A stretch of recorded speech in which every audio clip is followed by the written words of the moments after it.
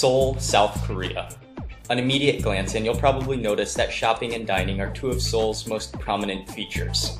But after a little more research and wandering around, you'll notice that there's a rich history, mountains and parks, countless neighborhoods, and an interesting Korean culture. The list of attractions in Seoul could go on and on. That's why I thought instead of trying to tackle the entire city, I'd limit this list to just 25 of the coolest things to do.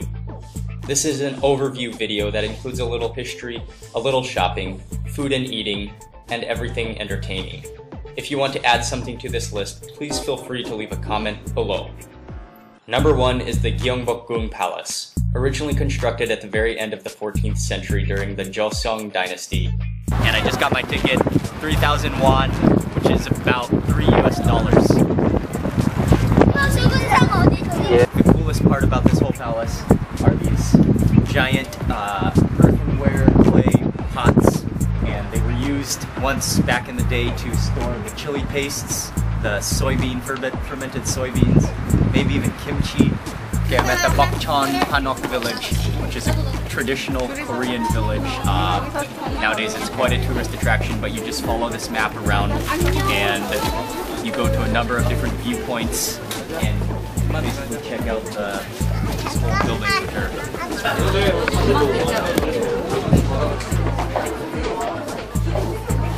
The temple is one of the centers of Zen Buddhism in Korea. One of the coolest things about visiting the temple was the ancient trees on the compound, apparently over 500 years old, and strung with brightly colored lanterns. The Hwasong Fortress is now a UNESCO World Heritage Site, and one of South Korea's most important historical sites. Okay, I'm gonna start the ascent up to the fortress walls, so I don't know how long this will take, but it doesn't look that high.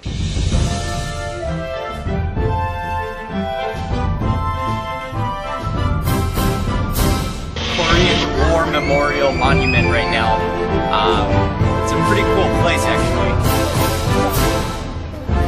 Although a communications tower, it doubles as an entertainment and observation tower as well. Number 7 is the area of Myeongdong. Shopaholics will rejoice when they go to Myeongdong. It's one of Seoul's busiest and most shopper-insane areas of town.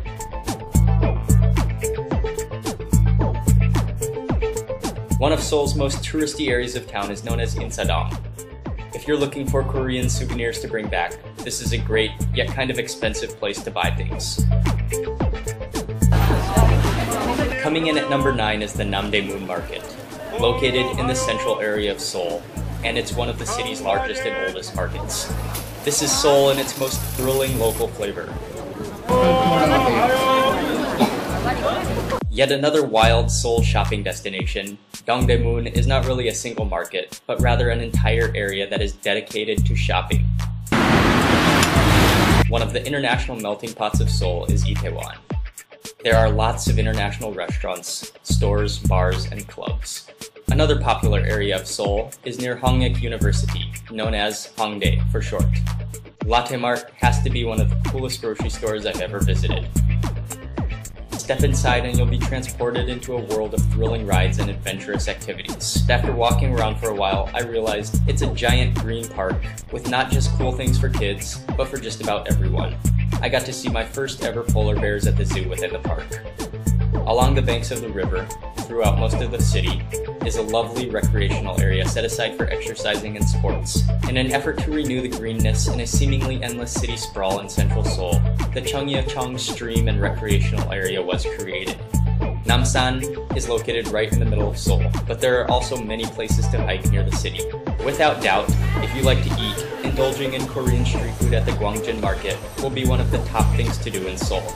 For myself, it was probably the coolest thing I did.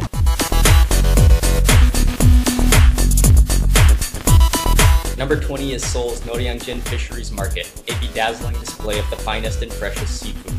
The seafood is kept so fresh in water that it sometimes looks like you're in a pet store instead of a food market. Isn't that awesome?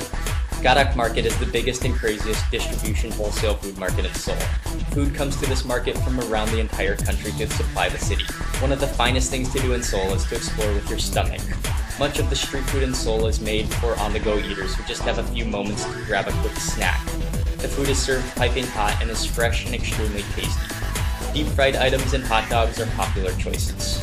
Koreans really know how to make ice cream well, and not just fresh ice cream, but some of the best ice cream packages I've ever had are sold at convenience stores throughout Seoul. I don't think I've ever seen as many coffee shops per block as in Seoul. The problem is, it happens to be way watered down and not nearly strong enough. But the coffee shops are still nice to sit in and normally include Wi-Fi. It all eventually comes down to the food, and Seoul, South Korea, is literally a heaven on earth. At number 25 is the Korean barbecue. Sitting at a table with your own personal grill in front of you, ordering plates of meat, grilling them right before your nose, and devouring the meat along with Korean side dishes and leaves of lettuce and garlic is one of the world's most delicious ways to feast. During my entire visit, I was enthralled and confused at the same time, debating what to eat and trying to eat as much South Korean food as possible.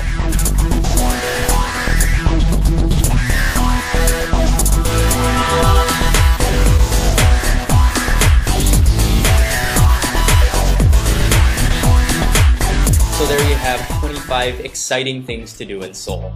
But like I said before, this is by no means everything there is to do in Seoul. So if you have any other suggestions, please leave a comment below and let me know.